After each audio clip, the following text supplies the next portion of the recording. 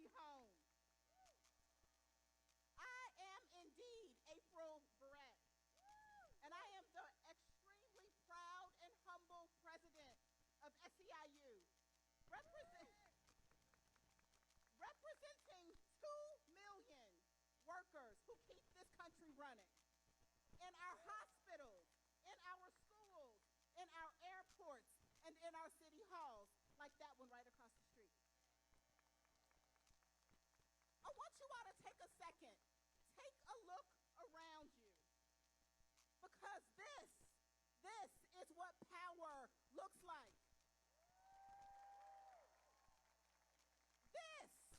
This right here, this is what the oligarchs fear the most.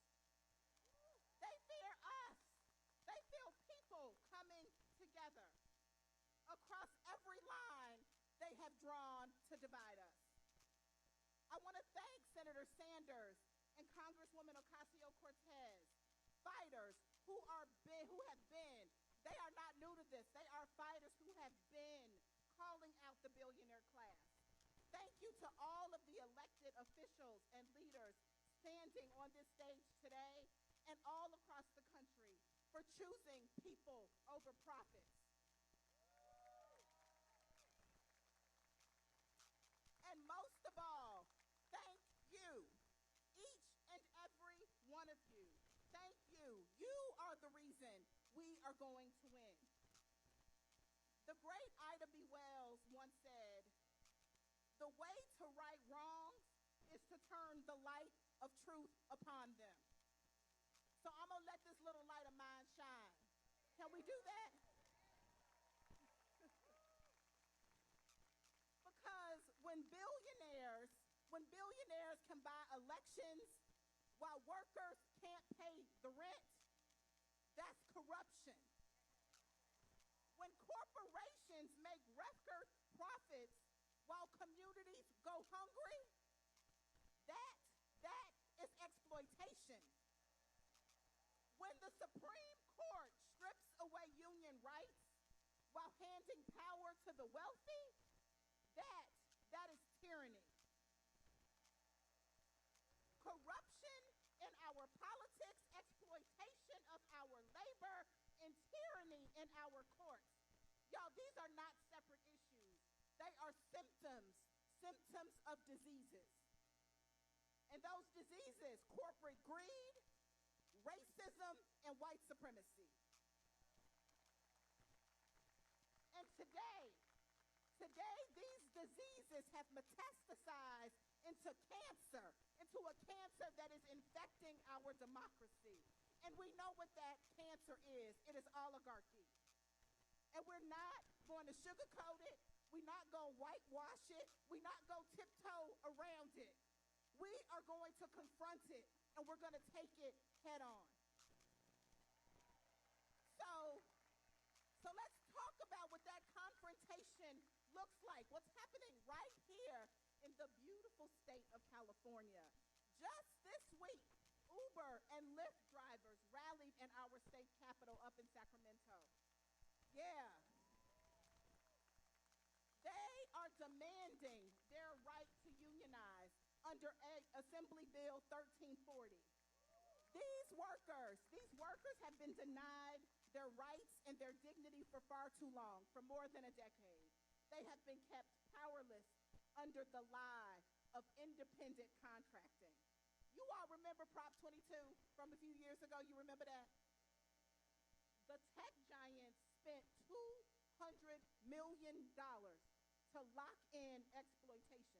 They tried to call it innovation, but we know what it is. We know what it is for too many workers. It's meant instability, and it has not meant freedom. So drivers like Indira, where's Indira? Drivers like Indira are fighting back.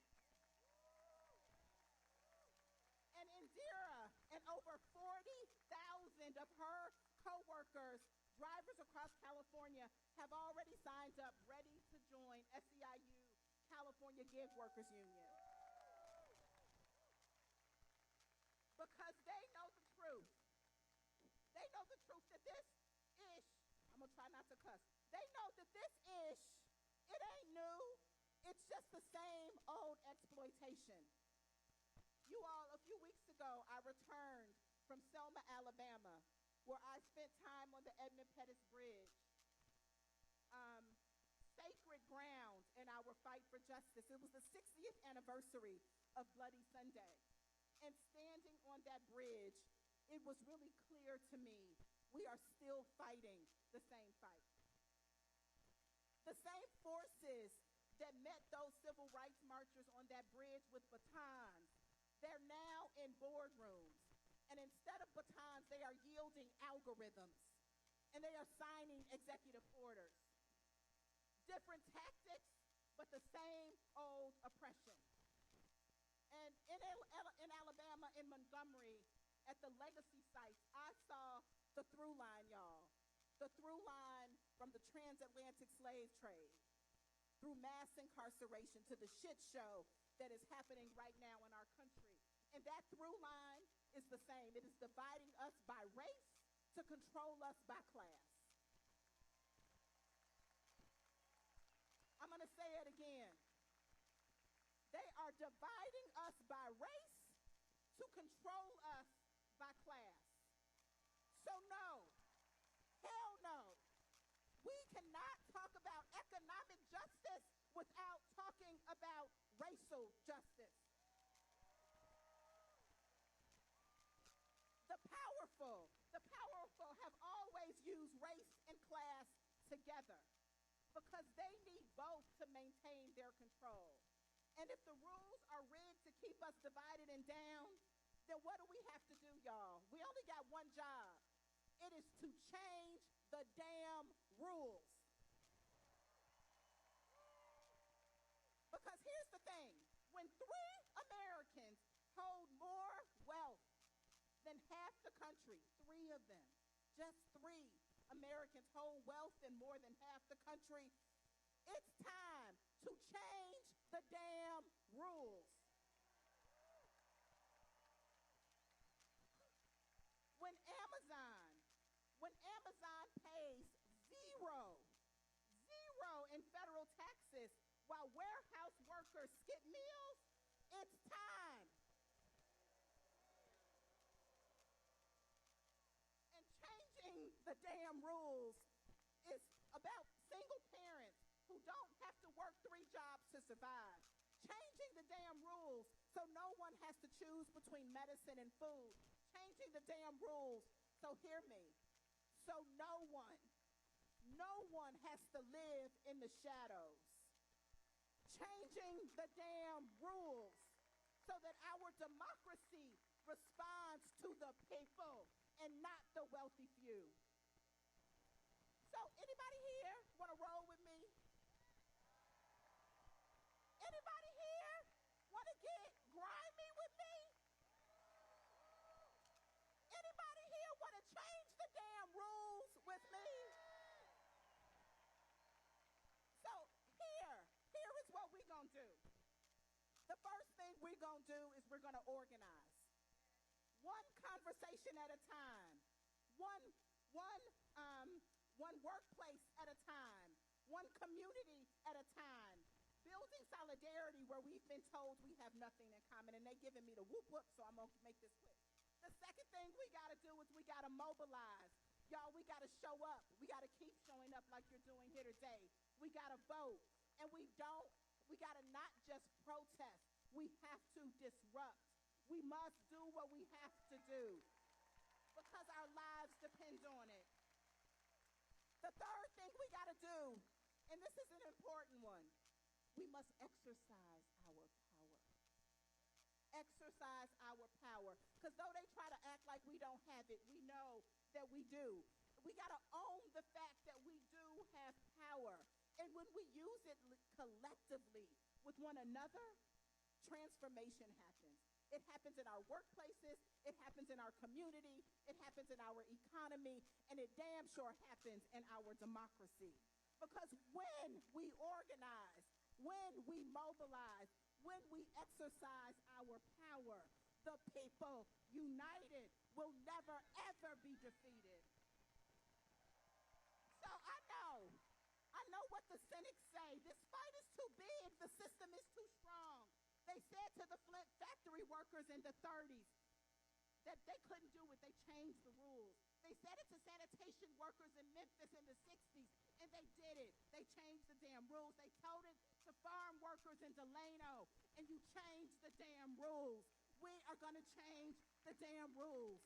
From the coal mines of West Virginia to the streets of Los Angeles, when we fight, we will win together.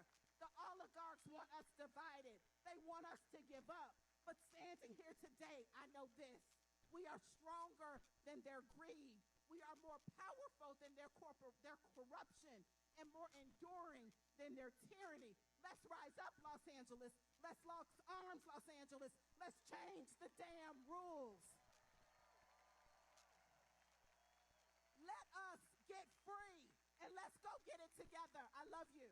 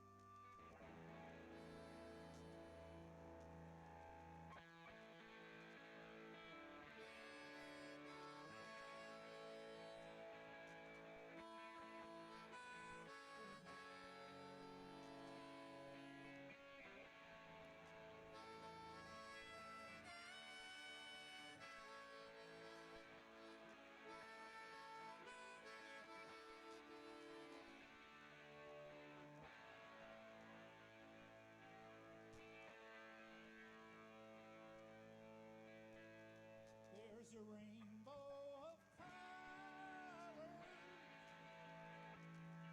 in the old USA.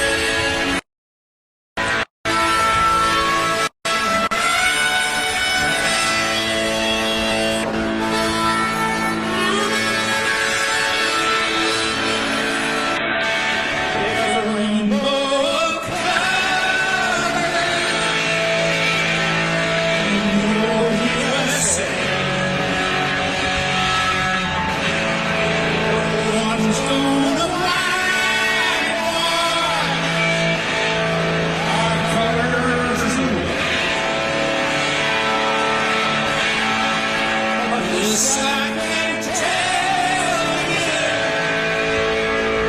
we the people are strong.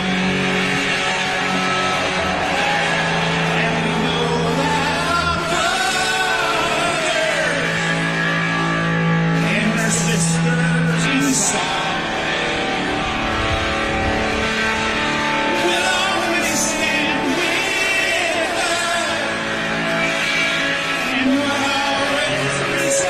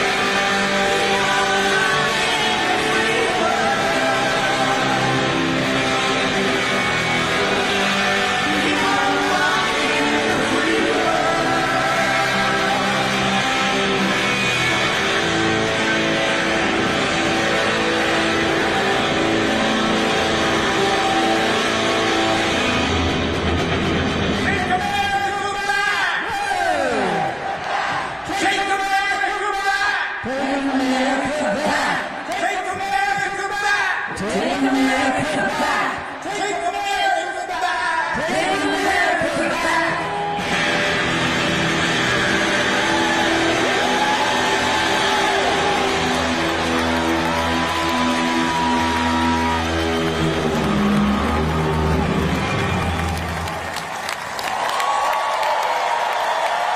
Thank you, folks. Thanks for being here. Thanks for being somewhere next weekend and the weekend after that until we get this straight.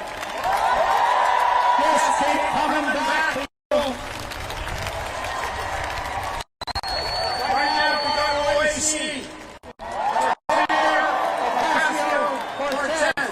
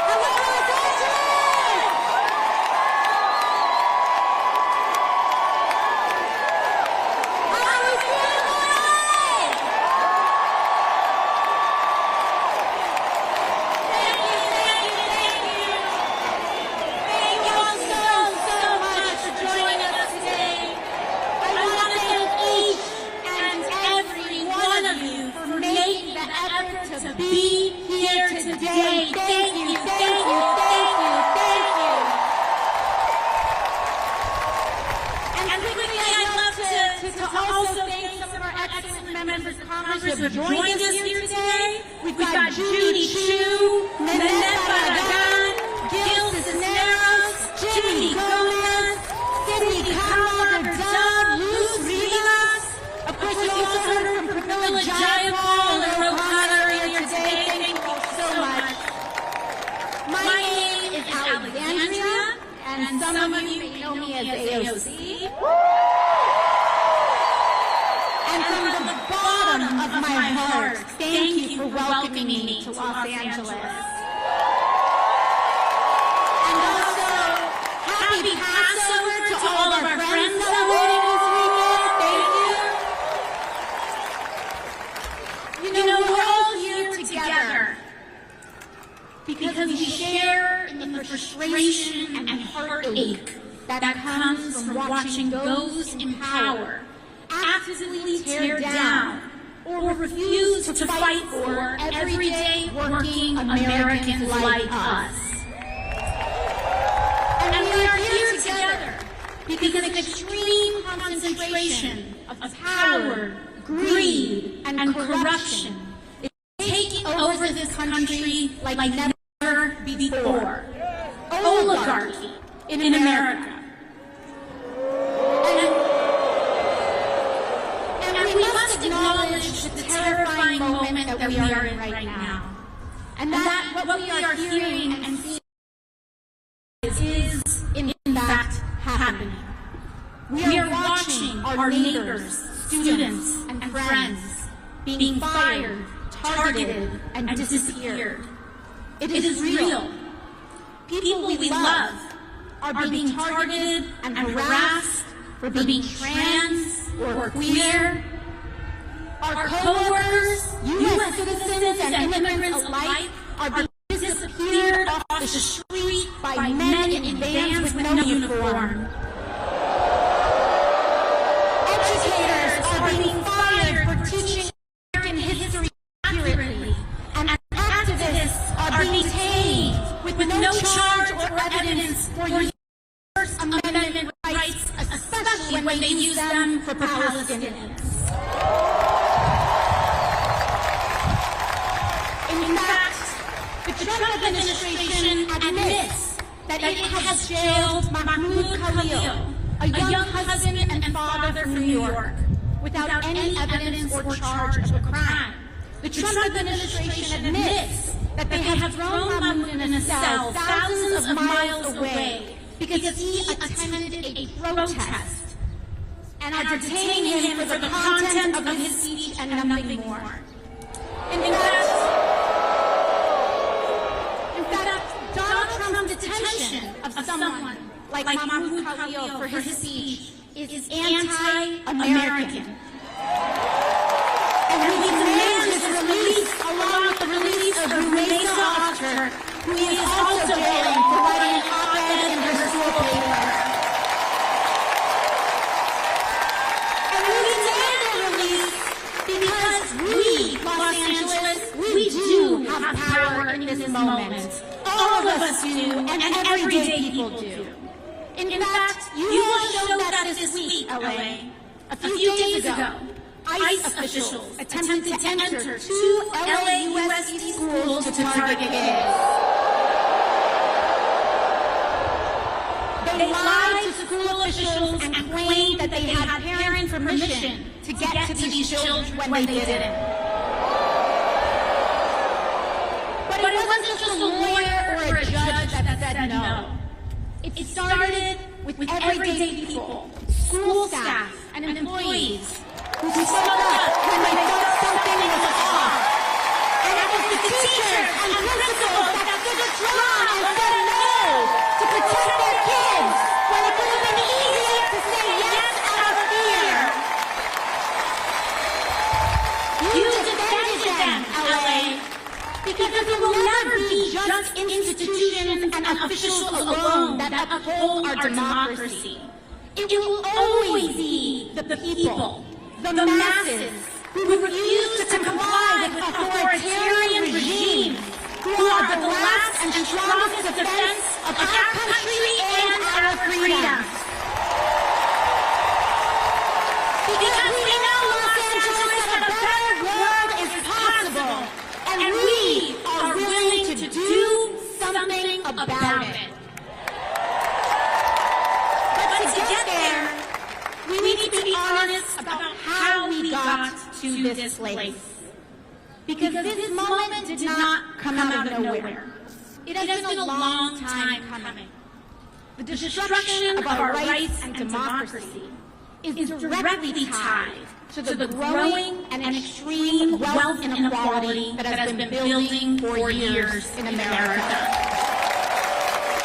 It is not a coincidence that billionaires like Elon Musk dumped billions of dollars in this election to elect Trump.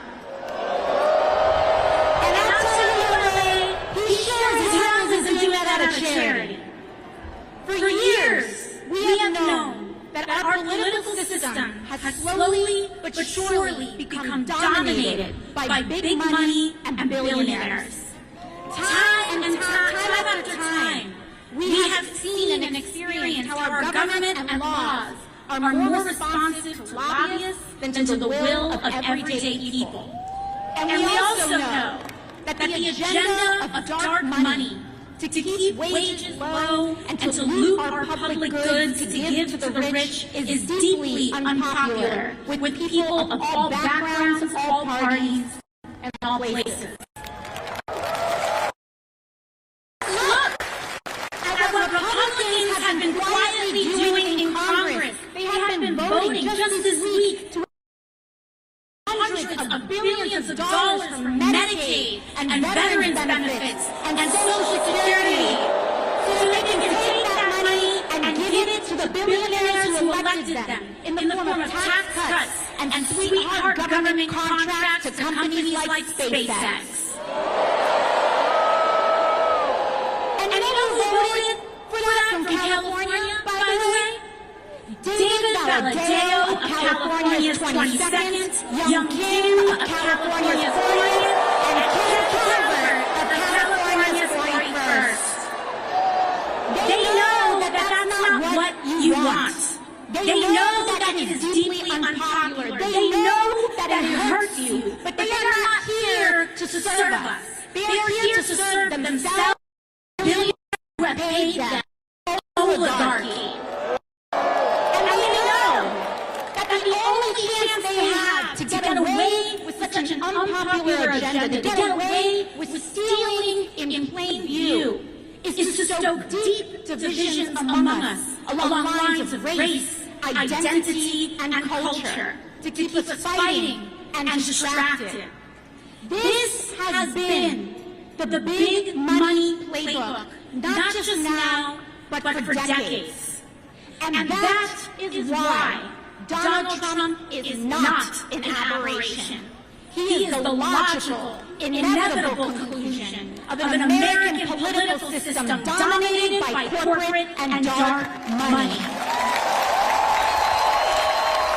And if we are here to defeat him, we must defeat the system that created him. Money in politics is the hands of oligarchy, Los Angeles. And we are at a crossroads.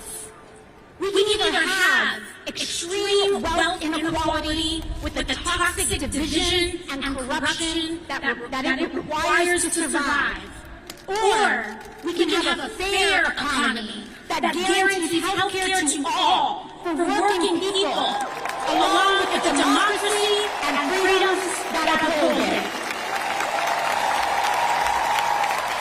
Oligarchy or democracy, but we cannot have both. Los Angeles, I've made my choice. We must fight the oligarchy that has created this nightmare. And that is why I have never taken money from lobbyists or corporations, and it's why I never will.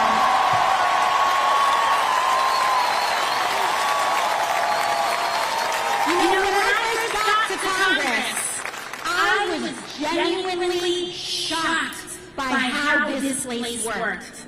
Even having run against dark money on a campaign against this place, the everyday influence of corruption and dark money was astonishing. How normalized it is. In fact, Congress positioned itself to actually believe that it is normal for elected representatives who swear an oath to the American people to day trade individual stocks that make millions with the sensitive information that we are entrusted with for the purpose of governing. How can anyone possibly make an objective vote on health care, energy, or war when their personal money is tied up in pharmaceutical, oil and gas, or defense company stocks? They can't. You can't. And we saw this play out this week with Trump's corrupt and disastrous tariff scheme. I hope that we all see now that the White House's tariff shuffle here didn't have anything to do with manufacturing like they claimed. It was about manipulating the markets. It was about hurting retirees and everyday people in the sell-off so Trump could quietly enrich his friends who he nudged to buy the dip before reversing it all in the morning. Donald Trump is a criminal. Found guilty of 34 felony counts of fraud. Of course he is lying and manipulating the stock market too. He is at his best making himself, the billionaires who back him, and the members of Congress who trade with him rich. Not you, not me, not the people. And to be clear, I don't care what party you are, Democrat or Republican. I don't care what position one holds. Members of Congress and elected officials holding and trading individual stock is wrong, it must end, and we must ban it. But I'll give you another example of how shocking and casual this all was when I was first elected. Just this year, I was elected, or I was named and appointed to the powerful Energy and Commerce Committee. This is one of the most powerful committees in all of Congress. And for years, lobbyists worked to keep me off this committee. It oversees 2/3 of the American economy: healthcare, energy, technology, trade. As they say in Congress, if it moves, it's energy; if it doesn't, it's commerce. And that's the jurisdiction of this committee. And an interesting thing that happened was that the day I was named to this committee, the same day, my office's phones rang off the hook and our inboxes were flooded by every corporate lobbyist under the sun. They all wanted to be my best friend. But you know what, Los Angeles? Because of your support, because of you all showing up, because I don't have to take a dime in corporate money, you allow me to say no. But not everyone is so lucky. I have seen firsthand how these groups bully and pressure members of Congress, threatening to either take money away or spend it against them if they don't do what they want. And what they want is for our lives to be as expensive as possible on the lowest possible wage. It all trickles down to how life feels for working people today. These facts of life, the feeling of the water rising up to our throats, the impossibility to afford anything easily, the fear of speaking up, the deeply bitter and toxic division driven more by algorithms on social media than individual thought, the crumbling of our rights and protections. Understand that all of this is what it means and what it feels like to be governed by billionaires. This is what oligarchy feels like, and it only will get worse until we act. It is this system that relies on division to legislate greed that has brought us the most corrupt administration in American history, and the Republican majority support it. Big money is how we got Donald Trump. And his whole presidency began with launching tools for bribery, meme coins to fleece working people and move around money in the dark, extortion settlements from media companies and law firms who gladly pay them. The removal of duly elected on Inauguration Day. Donald Trump removed duly elected officials from the chamber in order to make space for who's really in charge behind the really in charge, who were the billionaires who sat behind him. They have one central economic mission: to make billionaires richer at the expense of the United States of America. And it does not surprise us that their first economic mission has been to target Medicaid, Medicare, and Social Security, to fire our federal workers, and fleece and abandon our veterans, so that they can hand that money off to the billionaires who are backing them. But this isn't just about the Republican attacks on working people, LA. We need a Democratic Party that fights harder for us too. And that means our communities, all of us coming together, choosing and voting for Democrats and elected officials who know how to stand for the working class. And LA, I want to thank you for working very hard and doing your best to try to make that happen. In fact, last month, when other Democrats caved, your senators, Alex Padilla and Adam Schiff, stood strong against pressure and voted against the Republican spending bill to cut billions for working people. In fact, all of your Democratic members of Congress and all of your members here today voted against that bill too. Defend them, LA, and don't stop there.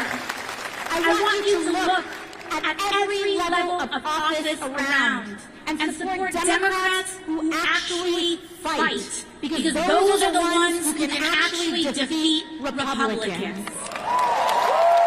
So folks, you know what that means. give David Valadao, Young Kim, and Ken Calvert the boot and replace them with a brawling Democrat who will stand for the working people of California. But beyond elections, LA, our task is to build community. Block associations, volunteer groups, church organizations, PTAs, activist organizations, because community is the most powerful building block we have to defeat authoritarianism and root out corruption. This is the path to guarantee health care to every American, to establish a living minimum wage, to take on skyrocketing rents and mortgages, to tackle the climate crisis, and establish a country where the American dream is actually possible for all of us.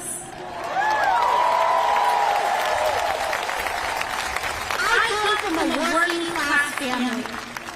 My mom cleaned houses, my dad worked to start a small business, and they worked so hard just to make life possible, a little bit better for my brother and I. And when I was a teenager, my dad was diagnosed with cancer. He passed away before I was even 20 years old. And the rug was pulled out from us, all in the middle of the 2008 recession. So many of us live like this. One accident, one bad day, one piece of bad news away from our lives falling apart. We don't have to live like this anymore, Los Angeles. We need to stand with one another and stand for ourselves. And we might come from different places, but we share the same experiences. So to all who came here today unsure of whether this is where you belong, I want to say that you do. No matter if you have the right words to say, no matter your race, religion, gender identity, or status, no matter if you disagree with me on some things, but if you are willing to fight for someone that you don't know, you are welcome here. If you are willing to fight for working people regardless of who they are, how they identify, you are welcome here. Because here, everyone is valued. But we have Here, everyone is valued. But we have to stand together. We cannot be tempted to turn in our neighbors or be fooled into thinking that we are really that much different from a trans kid who wants to get accepted. to go to college and try to provide for their family. That we're that different from anyone who's not like us. Hate is a trap that sinks us all. And it is standing together without exception to reject division. That is the only way we can win. It's the only way we can win. So, I hope you see that this movement is not about partisan labels or purity tests, but it's about class solidarity. It is about the thousands of you who came out here today to stand together and say our lives deserve dignity and our work deserves respect. No matter who we are here to make a sacred promise to each other. And our goal today is to commit to building the kind of country we all deserve. And we will make that promise to take care of each other on our worst days and to share in the successes of our best. Thank you so much, Los Angeles. And it is my honor here today to introduce someone who has dedicated his life to bringing us together. So let's get it loud and let's be grateful because Senator Bernie Sanders is in the building. Come on down, Bernie. To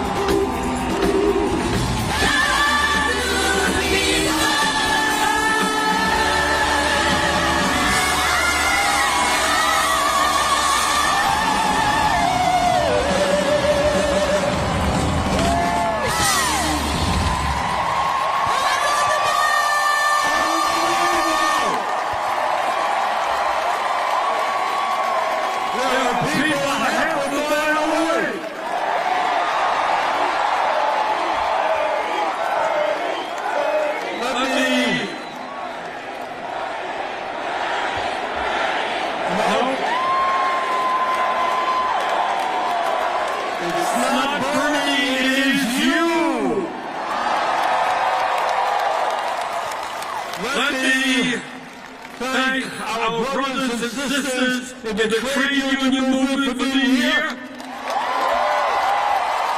Let me thank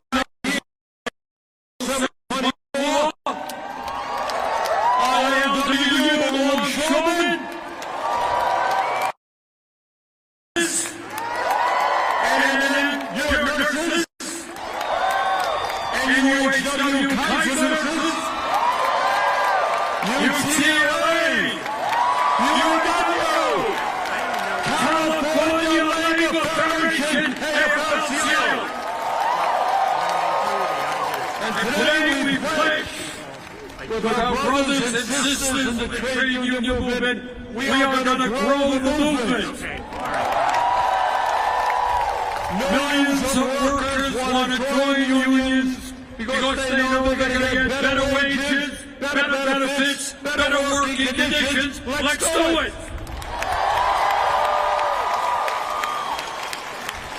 And I want to thank the musicians who have been with us today. So great. Raise Gospel Choir, thank you. The Red Hairs, Jeff Rosenstock, Indigo de Souza, Dirty Projectors, Joan Baez, Maggie Rogers, Neil Young. And you know why we have all these great musicians here today? It's not just to entertain you. It's more than that. We're going to make our revolution with joy. We're going to sing and dance our way to the victory against hatred and divisiveness. So I want to thank all of the musicians who have been with us. And I want to thank the political leaders who have been here, Roe and Camilla and Jimmy, thank you.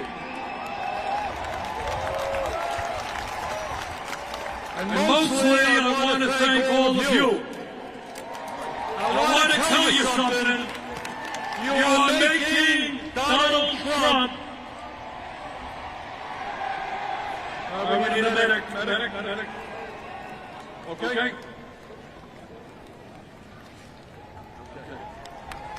Your presence here today, and by the way, there are some 36,000 of you,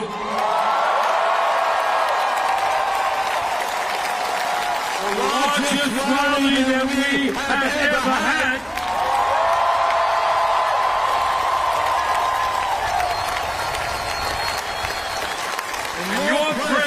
Here today is making Donald Trump and Elon Musk very nervous.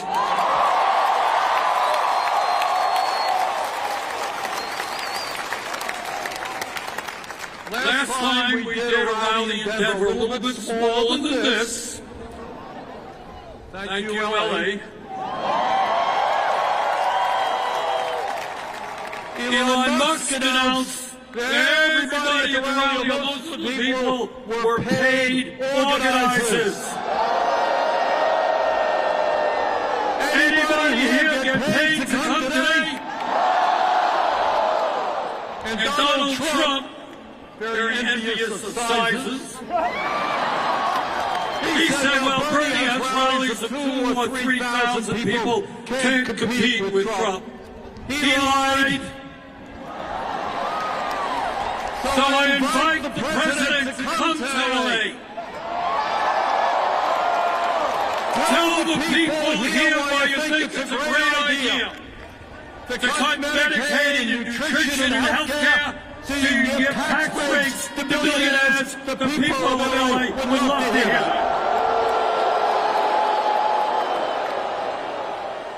So why are we here in LA today? The answer is obvious. We are living in a moment of extraordinary danger. And how we respond to this moment will not only impact our lives, but will impact the lives of our kids, and future generations, and in terms of the climate. It will depend, we can depend on whether or not the planet Earth survives. That's why we're here today. We're living in a moment where a handful of billionaires control the economic and political life of our country. We're living in a moment with a president who has no understanding or respect for the Constitution of the United States. And let us make no doubt about it, moving us rapidly toward an authoritarian form of society. And Mr. Trump, we ain't going there. We are living in a moment where the Republican Party has, to a large degree, become a cult of the individual, obeying Trump's every wish, and at a time of massive income and wealth inequality, right now as we speak, they are plotting about how they can give $1.1 trillion in tax breaks to the 1% and devastate programs that are working families need. You know, it's funny, just yesterday, our good friend Elon Musk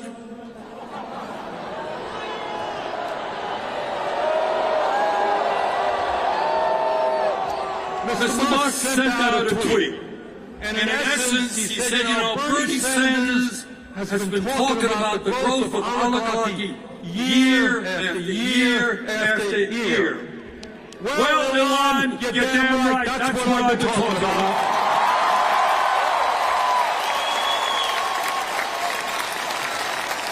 The difference is, I'm no longer talking about how we're moving to oligarchy. I'm talking about how we are living today in an oligarchic form of society.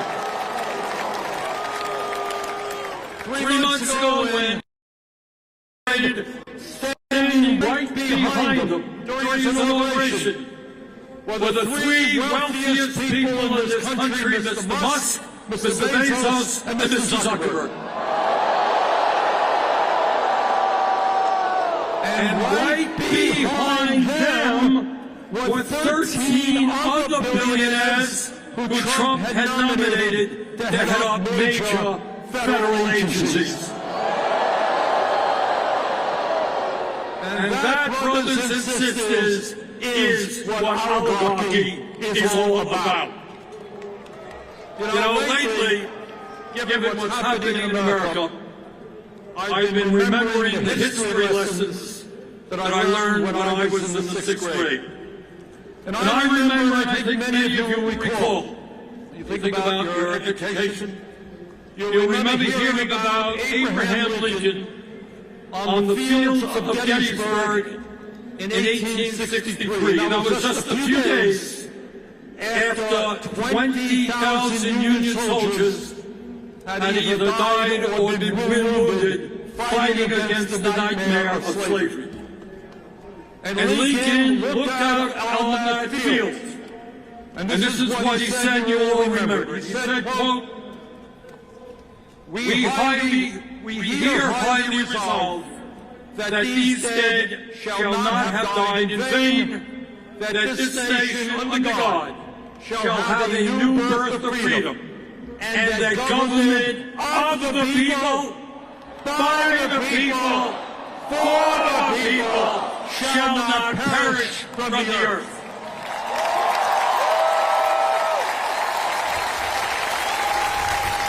And that is precisely why we are here today, to make sure that government of, by, and for the people does not perish, and that we do not become a government of the billionaire class, by the billionaire class, and for the billionaire class.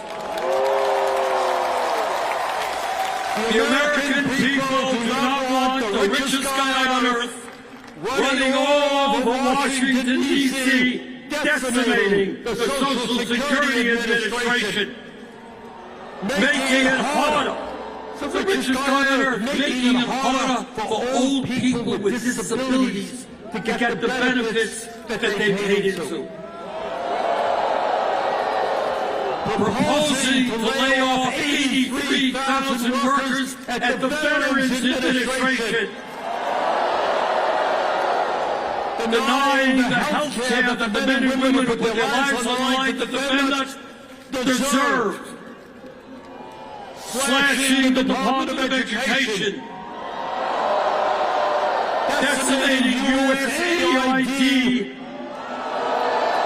which, by the way, means that hundreds of thousands, if not millions, of the most desperate people in this world will die as a result. And when we talk about oligarchy, it is not just economics. I trust that all of you know that you are living under a corrupt campaign system which allows billionaires to buy elections. Don't tell me about democracy when Musk himself can put $270 million to elect Donald Trump and then get rewarded with the most important position in government. But it's not just Musk and Republicans, it's the Democratic Party as well. Their billionaires, health candidates, don't stand up to the powerful special interest, and too many Democrats are listening to them. And that is why if we want to preserve democracy in America, we've got to overturn this disastrous Citizens United Supreme Court decision. And we're going to move to public funding elections. In America, one person, one vote, not billionaires buying elections. Let me tell you something about the oligarchs. They are very, very religious people. But their religion is not based on doing unto others as you would have them do unto you. Their religion is not based on love or justice. Their religion is based on greed, and more greed.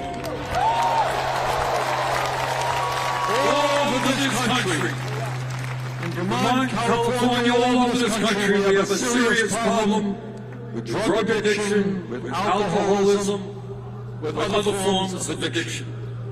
But in my honest opinion, the most serious addiction crisis we face is the addiction of the oligarchy toward greed. They got billions and billions of dollars. It's not enough. They need more. And if they have to step on the poor and the disabled and working class people, that is what they will do unless we stop them, and we will stop them.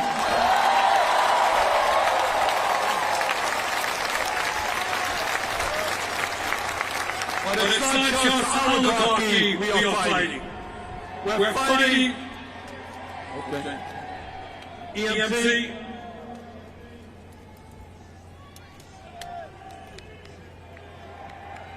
raise your hand with the publicists. Okay, we got somebody there? Got it, somebody? Okay, thank you.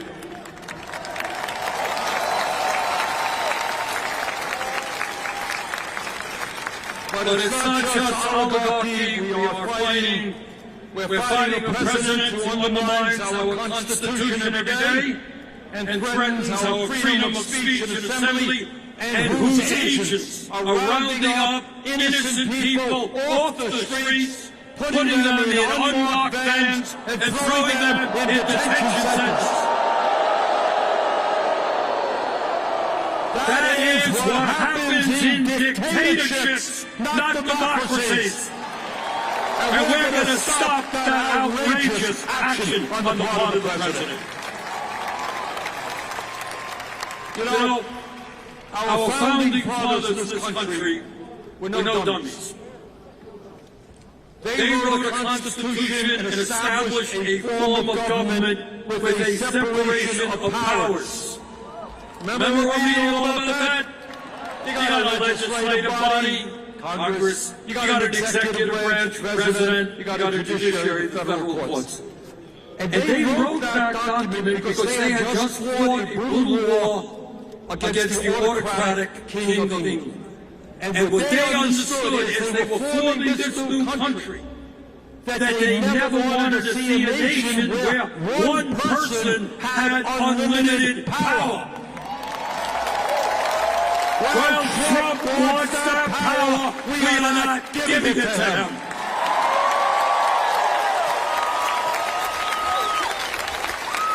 Trump is suing the media because they say bad things about him.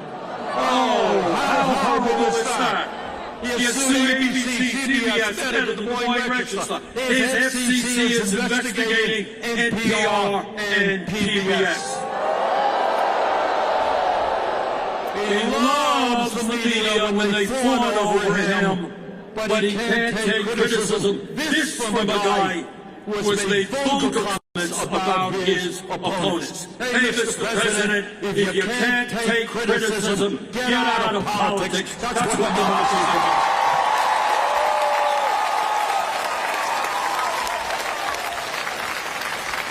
Trump is going after the powers of Congress.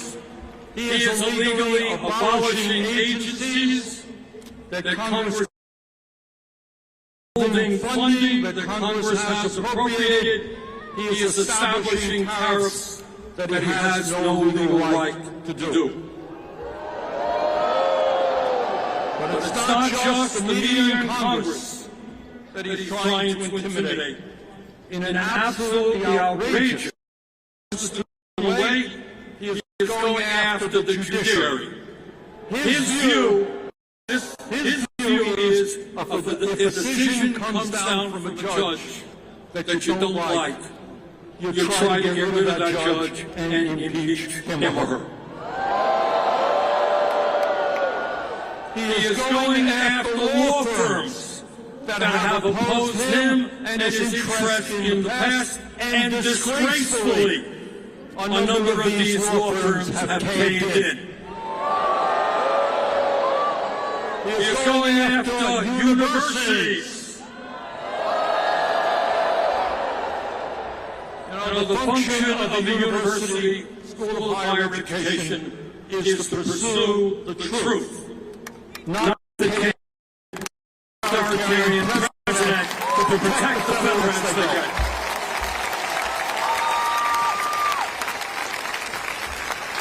But it is not just Trump's domestic policy that we should be concerned about. For the first time in our 250-year history, we have a president who is aligning himself with dictatorship abroad. No, Mr. Trump, Ukraine did not start that war. Putin and Russia did.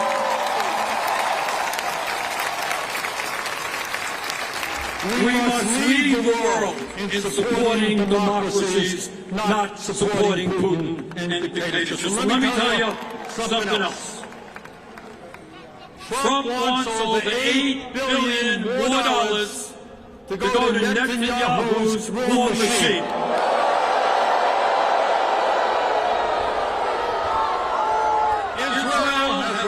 Defend itself against terrorism, but it does not have a right to go to war against the entire Palestinian people.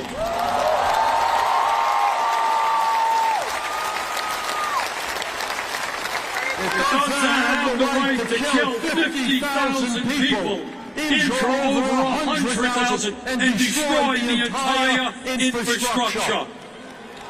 And as bad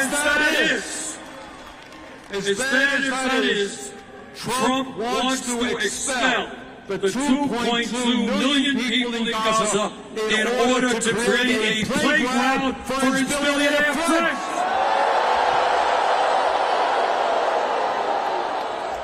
That is beyond insane, and we will never let that happen.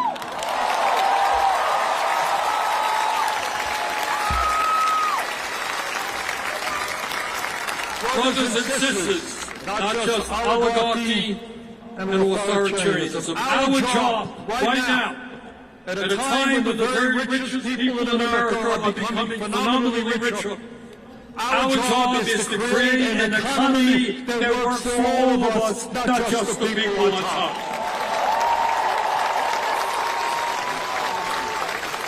Are we going to do something radical? Are you ready? I'm going to tell the truth. Talk about what's really going on in America today, and that is we are living with two Americas. One America, the people on top, have never ever in the history of our country had it so good. Today we have more income and wealth inequality than we have ever had. The three wealthiest people own more wealth than the bottom half of American society, 170 million people. The top 1% owns more wealth than the bottom 90%, and the CEOs of major corporations now earn 300 times what their workers are making. Is there a medical issue? We need an EMT there. Raise your hand, guys.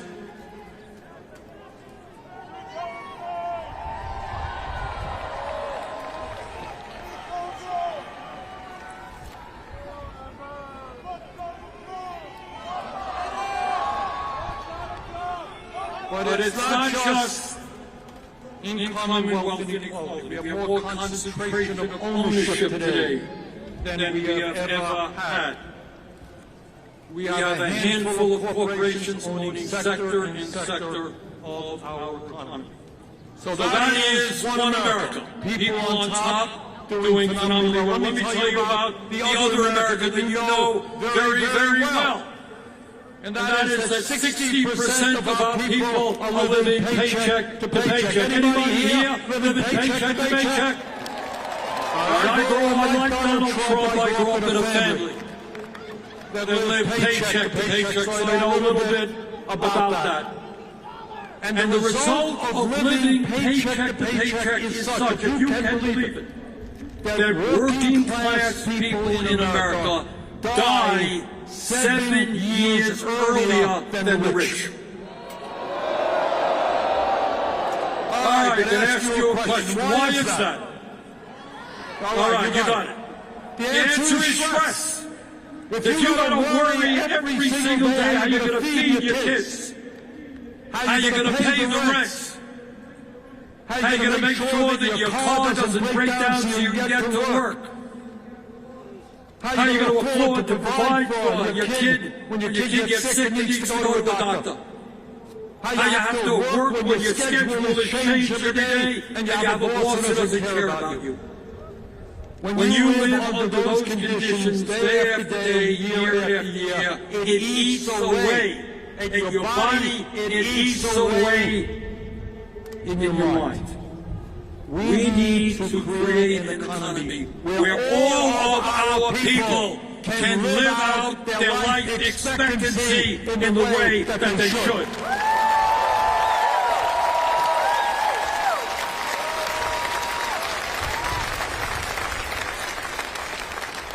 You know why people all over this country are angry? In fact, some of them end up voting for Trump. Let me tell you something you don't hear much about in the corporate media or in the halls of Congress. Today, if you can believe it, despite a huge increase in worker productivity, real inflation accounted for wages are lower today than they were 52 years ago. So workers are producing more and more, but all of what they produce, all of the benefits are going to the top 1%. And during that same period, we have seen a $75 trillion transfer of wealth from the bottom 90% to the top 1%. Today in America, half of older workers have nothing in the bank as they face retirement. And 22% of our seniors are living on $15,000 a year or less. And 800,000 Americans are sleeping out on the streets. Today, as I look at this great crowd, I remember another rally that I attended. It wasn't up here, it was way back. And that was in 1963. I was in Washington for Dr. Martin Luther King Jr.'s great I Have a Dream speech.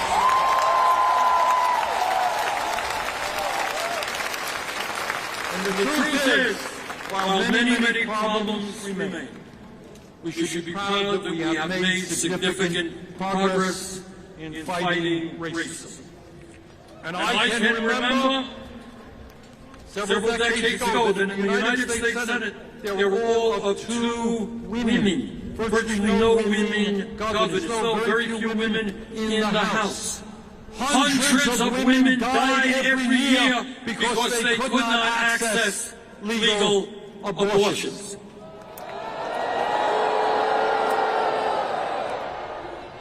I can remember growing up when young people who were gay were ashamed to acknowledge that and suffered in their silence. And nobody back then would have dreamed that we would achieve gay marriage in many states in this country. So my point is that we have made and should be proud of the fact that we have made progress in a number of enormously important areas. But we should also be conscious that in perhaps the most important issue, the economic struggle that so many Americans are now engaged in, we have lost ground. Back in 1944, President Franklin Delano Roosevelt, one of the great presidents in the history of our country, he gave a State of the Union address. And this is what he said back in 1944. He said, you know what, we are a great country, we have a great constitution, we have freedom of speech, freedom of religion, etc. But what we need to add to that is to understand that economic rights are human rights.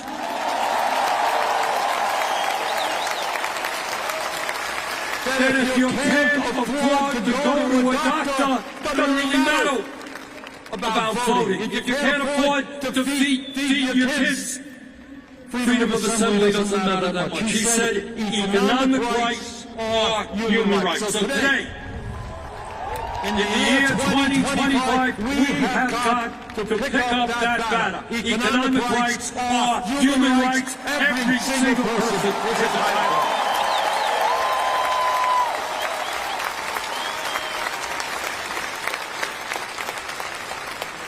This gets to a very fundamental issue. Marx and his friends see you as nothing more than workers to be disposed of. They got rid of tens of thousands of federal workers, and with information, artificial information, and robotics comes, they're going to throw you out on the street as well. They don't give a damn about you. They don't give a damn about your kids.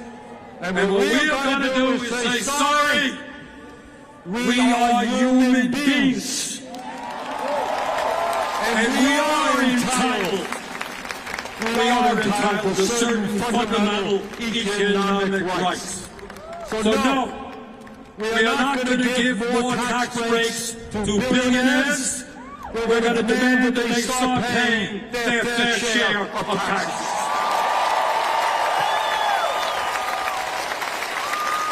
No, we're not going to keep a federal minimum wage of $7.25 an hour. We're going to raise our wage to a living wage. No worker in America should live in poverty. End of discussion.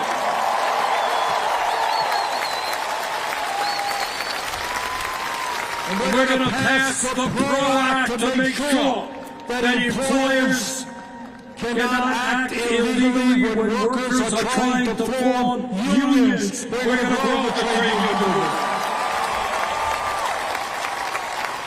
In America, we're not going to turn our backs on our parents and grandparents who helped build this country. We're not going to cut Social Security. We're going to expand Social Security benefits. And by the way, we're going to reestablish defined benefit pensions for workers in this America.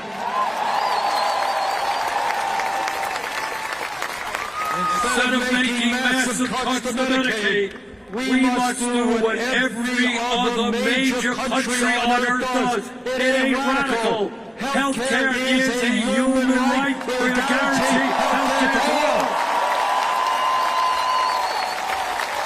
Through a Medicare for all, single-payer system. The function of healthcare is not to make the insurance companies and the drug companies rich. And we're going to stop paying 10 times more for some prescription drugs than the people of other countries. We're going to lower prescription drugs by 50%. Here in LA, in Burlington, all across this country, we have a major housing crisis. Am I right? And it's not just homelessness. It's people paying 40, 50, 60% of their limited incomes in housing. Instead of spending $1 trillion a year on the military, let's build 5 million units of low-income and affordable housing.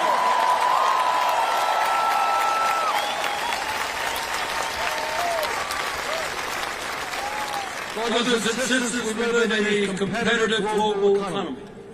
And if we're going to effectively compete, we need the best educated workforce in the world. It is nothing less than insane and counterproductive that we have young people leaving higher education $50,000, $80,000 in debt. We need more doctors. You know what doctors are leaving medical school with? $500,000 in debt. Nurses are leaving $100,000 in debt. Education is a human right from child care to college. We need sheet metal workers. We need carpenters. We need construction workers. We need apprenticeship programs. We need to make public colleges, universities, and trade schools tuition free.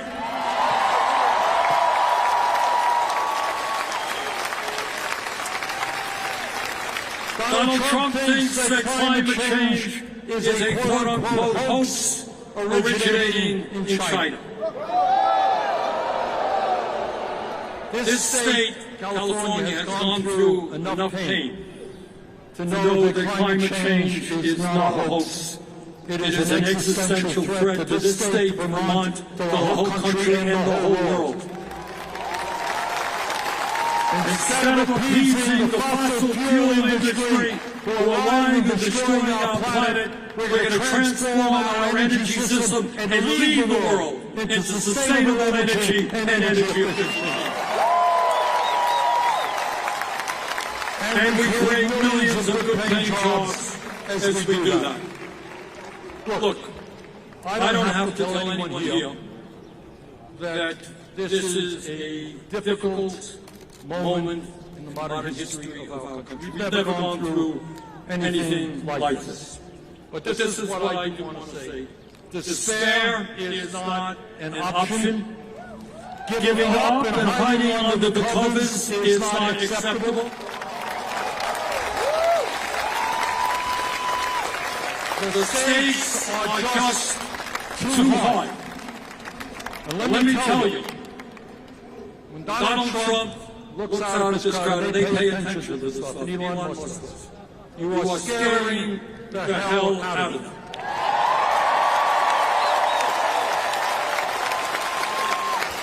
Because they know what you know and what I know, is that they are the 1%, we are the 99%.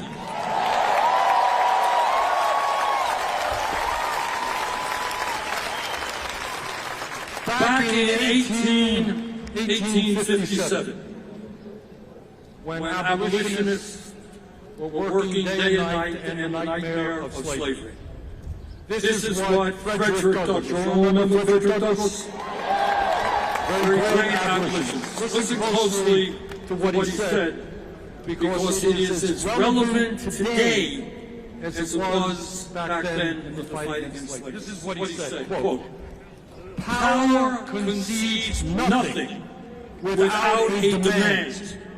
It never did, and it never will. Find out just what any people will quietly submit to, and you have found out the exact measure of injustice and wrong which will be imposed upon them. And these will continue till they are resisted with either words or blows or with both. The limits of tyrants are prescribed by the endurance of those whom they oppress."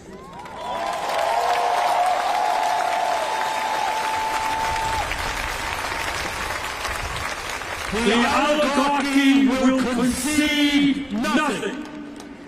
They have the wealth, they have the power, they own Congress, they own the White House, they own much of the media, but they don't own us.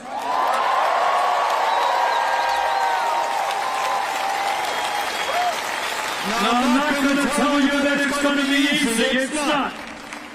We're going to have to fight them door to door, workplace to workplace, school to school. We're going to have to educate. We're going to have to mobilize. We're going to have to stand up in a dozen different ways. But from the bottom of my heart, I've been to every state of this country. I don't care whether you're Republican, Democrat, or Independent. The people of this country do not want oligarchy. They do not want authoritarianism. And they want a government that works for all of us, not just the 1%. Thank you all very much.